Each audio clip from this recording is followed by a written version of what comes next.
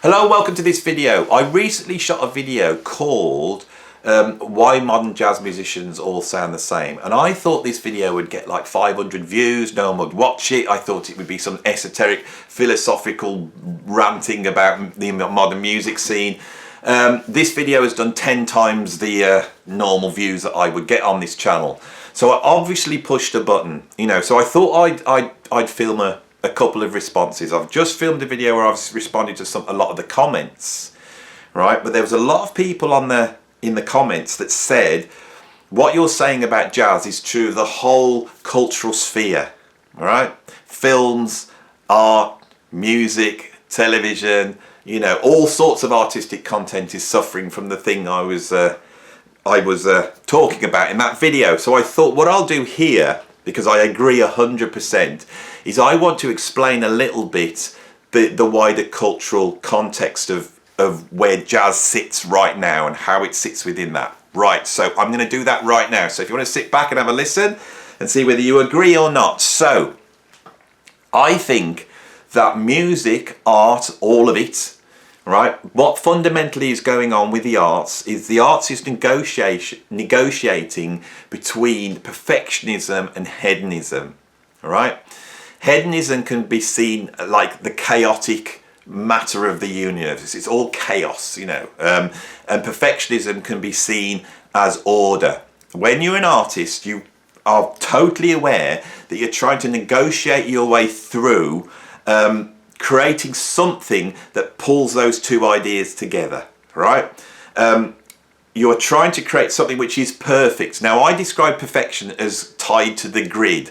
There is some imaginary grid. This grid doesn't exist, but you have invented this aesthetic grid, and you're trying to tie everything to that. You're trying to get it so it's massively in time, massively in tune, the right length. That when you measure it on this imaginary aesthetic grid, that it fulfills that. But you're also trying to convey emotion, and emotion comes from all the stuff that's in the cracks between the grid. It's all the stresses and imperfections, right? When you create great art, you're trying to pull both of those things together. When we see a great piece of art, we describe it as sublime, and sublime can be seen as this chaos and order, the perfectionism and hedonism, or you can see it as time and space. You can see it as, heaven and earth, all these dichotomies that existed through the whole of human history. You could see those things are pulled together for that moment in time. Now, I think culturally, as human beings, because we have a problem balancing these two elements, we have invented the arts to do this, so we can recognise this. And the reason why we need the arts is because there is always culturally, politically, historically, the pull between chaos and order. It's always moving like this. These two things are pulling against each other the whole time. And we need to renegotiate that, okay? I think that if you look at human history from a cultural point of view, you could see a sort of cycle. And that cycle often goes from visceral, emotional art through to perfect art, art that's really nailed to the grid. As you go to that point and you move through that, in the middle there's often a sweet spot where you really get some incredibly sublime art, right? When we historically look back at these points, we're looking at it from our culture now. So if our culture is in a very perfectionist point, which I think we are, we will look back to the past and celebrate stuff which seems to be not like that, that seems a lot more about hedonism and visceral, emotion. And because of this, you get these cycles, I believe, culturally. Okay? Now, I don't want to go back to the beginning of history, but I want to go back about 100 or so years, okay? Around about the point after the Second World War. Now, the First World War. The First World War had an incredible impact culturally. This was an awful war. It was the beliefs and ideas of that sort of Victorian generation which had become hyper-moral, but become perfectionists, and people went off to the war with that belief in their country, in empire, in doing the right thing, and they went straight into hell on earth, absolute chaos. And when we come out of the First World War, the culture's shifted, and we see the emergence at that point of jazz and blues. We also see the beginning of the jazz age. And if we think of the 1920s, you could see in the 1920s suddenly the culture has shifted. If you go back to 1880 or 1890 or 1900, we're pretty much in the Victorian Edwardian period, and people are pretty much the same. As soon as you come out to the 1920s, you know, you've got loads of girls with short skirts on the back of airplanes doing high kicks, you know, or some black trumpeters playing jazz, you know, and all that. Suddenly everything's changed, right? And I call that the modernist period. The modernist period begins around about 110 years ago, after the First World War. It's all very exciting, and there's certain things coming through, but what we see with modernity is all about the future against this sort of visceral hedonism, and it's swimming around. So when we go back to the 1920s, we find all this very visceral hedonistic music. You know, we're celebrating Robert Johnson, Blind Lemon Jefferson, you know, Louis Armstrong, Duke Ellington. You know, all this stuff is really, really exciting. You know, the arts change. You know, we've the arts almost a precursor to this. They, you know, people like Picasso with Demoiselle d'Avignon, that painting has moved from a sort of impressionist salon style of art to an art which is looking at primitivism. Its hedonism has emerged. You know, you see it with The Rites of Spring by Stravinsky. You see it with books like Finnegan's Wake, Wasteland. You know, suddenly everything's changed, and we're in this visceral, hedonist, confused, chaotic world. All right, as the culture progresses, these ideas start to coalesce. You know, by the 1930s in music, you could see that these ideas have been formulated. Louis Armstrong is a great formulator, and then you have people like Art Tatum, you have Duke Ellington, then you have Count Basie. These great things are formulated into working models. They start to bring in perfectionism. Duke Ellington brings in the compositional, he puts structure on it, and we start to get incredibly sublime pieces of music. That gets advanced more. We go into bebop, and the perfectionism starts to be put on even more. You know, the visceral elements of jazz, for example, they start to be put aside. The visceral elements mean dancing and having a good time and all that type of stuff. That's put aside. Now we're going to listen. We're going to sit down and listen. Now bebop still has 80% of its DNA back in dance music. It's still there, right? But you can see that this thing is constraining. By the time we get to the 40s and 50s, we have this idea of the modern world. And the modern world is very prescriptive. It's all people in silver spacesuits, you know, drinking from tubes. Everyone's a cog in the machine. Everyone's conforming, you know. That suddenly becomes overwhelming. By the 1950s, you feel that that's overwhelming. You see it in filmmaking, you see it in music, and then that little seed that emerges. It emerges with the young people in the 1950s. You know, they turn to that visceral thing, rock and roll. They turn to it. You know, the filmmaking starts to change. You know, we go from abstract art to pop art at this point. We go from Hollywood studio system, a sort of perfectionist idea of how to make film, to the French New Wave in film. And this is happening throughout the 1950s. There's the seeds. And then when we get to the 1960s, that all collapses in, and we have the era of rock and roll. Okay? At this point, jazz has become so codified, and then in 1959 we have that great big breakdown of jazz, where we have all those classic jazz records which are completely future looking. We go into free jazz, which is basically chaos again. We go into, you know, jazz fusion, which is basically jazz returning to its visceral hedonistic roots and putting a dance beat on everything. So you could see these cycles moving round over and over again, right? One of the things that emerges in the 1960s, and this is the era that we could call postmodernist, and I think I've identified it as really starting to tip over in 1962.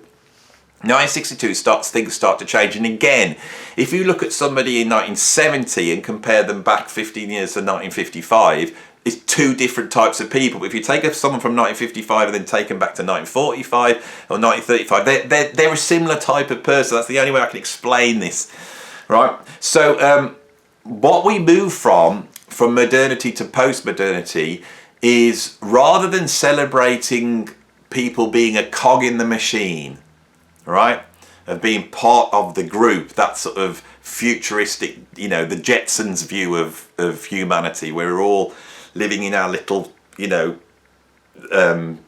cocoon, within the group. It's all a little bit Marxist. It's all a little bit, sort of communal. That idea of the future that we had in the 1950s, that breaks down. And the idea of individualism emerges in the 1960s. And this is really propped up by postmodernist theory, I think. We see it in rock and roll. We see it in the civil rights movement. The civil rights movement in the 1960s is really saying, don't judge me on my identity group, judge me on me as an individual. It's the whole Martin Luther King thing of judging someone by the content of their character. Suddenly individuality and self-expression become really, really important. And this is at the point in terms of music where the music industry is kicking in, right? The rock and roll is turning into rock music. And as I've said on the other video, if you want to market someone, they need to sound like an individual. This is the new thing, they need to sound like Neil Sedaka, or they need to sound like Simon and Garfunkel. You have to be able to recognize that. So self-expression becomes very important, and the skyrocket from 1962, right, to say 1969 when Hendrix gets up at Woodstock and plays the Star Spangled Banner, right? In those 7 years, culture changes. Now, what Hendrix was doing at Woodstock with Star Spangled Banner was basically playing avant-garde, free-form jazz, whatever you want to call it. It's one of the most avant-garde pieces. Imagine someone doing that on a bassoon, and we're in the territory of very esoteric free jazz. But at that point, it was so valuable to culture to celebrate the very embodiment of perfectionism and order, which is the American national anthem, but imbue it with the pain, with the chaos, with the torment of what it is to be human, to put that in, and also to do it in a way that is utilizing modern technology, the guitar as a sound synthesizer. All those things are so important that this crosses over into mainstream culture and it becomes a great event. And there are loads of these, right? We as a culture start to celebrate this. It starts to become really important. We champion it, right? The cultural forms start to champion it. And I think artistically, the late 60s, early 70s is like a golden age, right? Now we see attempts within that golden age to pull music back to its visceral roots, especially rock music. We see that in the mid-70s with the advent of punk. But all punk really does is just wind it all back in again and takes all those sort of progressive, ordered stuff and just it brings it down a touch, which then squeezes these ideas down into mainstream culture. So what do I mean by that? Well, if you take like jazz turns into free jazz. Free jazz then becomes the basic improvisational approach to jazz rock fusion. Jazz rock fusion then is tempered by the visceral elements that emerge in the 1970s, which could be disco, not so much punk with jazz, but it's disco and the beat, the groove. And musicians start to pull that in, and then those ideas are then transformed into the popular music form, and you get Michael Jackson's Thriller that wouldn't exist without jazz rock fusion, and it becomes the biggest thing in the world. So those things are pulled in, but they still exist. But what we can see is that those things getting pulled in, they start to become almost like ideological. These ideas start to become, this is how you do it. This is how you should do it. Right? This is how you make a record. This is how you record drums. This is how you make a film. You know, we can see, you know, from the French New Wave film through the sort of films of the 1960s like Easy Rider and Bonnie and Clyde, that moves into the sort of The Godfather, and all these American films have been influenced by this new way of making films, and then those filmmakers start to pull that in, and we get like Jaws, and we get Star Wars, and we get E.T., and then suddenly now people know how to make film, and it all becomes formularized. Everything becomes formularized, okay? Now, that has been going on for a number of years, and the individuality starts to shrink. It starts to get pulled in by the culture. Then a bomb goes off culturally, and it's the invention of digital technologies. Now, I cannot go into the full limits of that here in this video.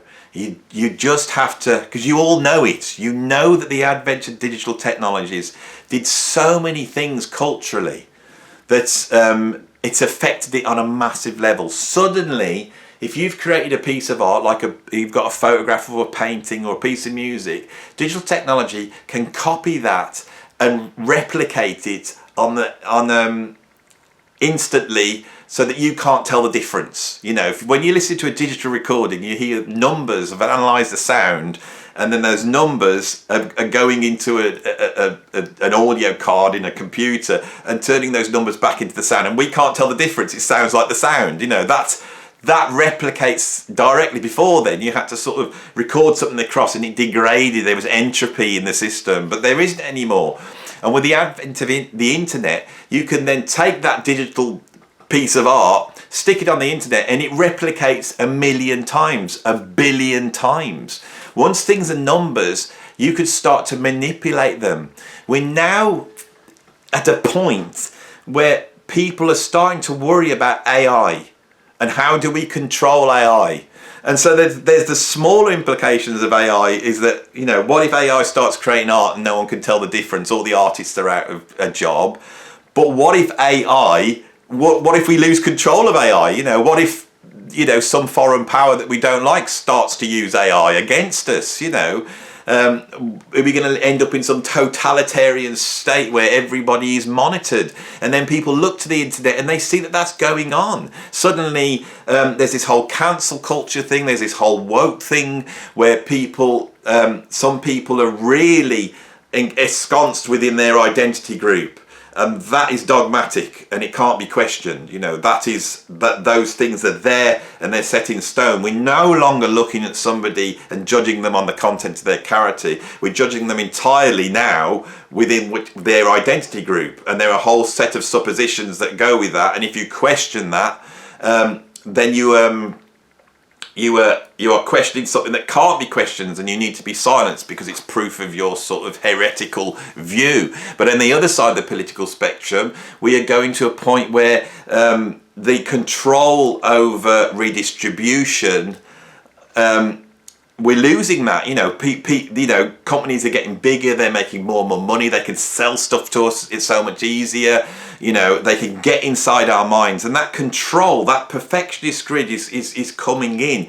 This is the world in which art and culture now exists. Now, I have faith in the arts, and I'm hoping that that seed of individuality, the thing that the computer, when it comes down to it, the computer and AI and digital technology and all the gatekeepers that exist on the internet that are not going to allow your stuff in if they don't feel it conforms to what they think music or art should be, all that stuff that's out there at the moment, right? There is one thing of value, and it is our individuality. It is our soul. It is our imperfections as human beings. You know, the computer, the internet, AI can only make a digital approximation of our imperfections. It can say, oh, they were imperfect. That's their imperfection there. I can replicate that imperfection. Once they do that, it's no longer an imperfection. It has become a platonic absolute mathematical representation of the perfect realization of imperfection. It becomes something else. And if we value humanity, if we value us as a whole group, right, we need to value that visceral hedonist thing. Now, I'm a musician. I spent my formative years trying to get my playing as perfect as I possibly can. But perhaps it's gone too far. And the reason why my video resounded is because perhaps out there is a feeling that this whole perfectionist grid our culture has swung over that too much. It's gone too much over that way, right? And maybe the pendulum needs to swing back the other way. Now, will it? Culturally, at the moment, it seems like I'm saying something almost transgressive in saying that, you know. But hopefully, this little discussion has been able to open up that, and hopefully I've been able to explain at least my personal view of how this all fits in the sort of history of culture. Anyway, I think I'll finish up there. I'm sure I'm going to come back and discuss this more. And you know why? Because it gets clicks on my video, and I'm in the same game as everybody else. That populist idea of just trying to push the right button so you come and all watch. I would love to be able to come on here and talk about whatever I want, but no one's interested in that anymore, are they? They're interested in me, you know, manage to grab your attention for a few seconds because I push something that you already know, right? And that is fundamentally the thing we're all in at the moment. Anyway, thanks for watching this video. If you like it, like it. If you want to subscribe, and then subscribe and click the notification bell and all that. And if you want to support me in what I'm doing, where I can go and just talk about whatever I want, then go over to Patreon, and I'm pointing down there. I always do this now. I'm doing this without actually explaining. I'm pointing to the link down below, and become a patron and support me in what I'm doing. I would appreciate that very much. Thanks for watching this video, and I'll see you on the next one.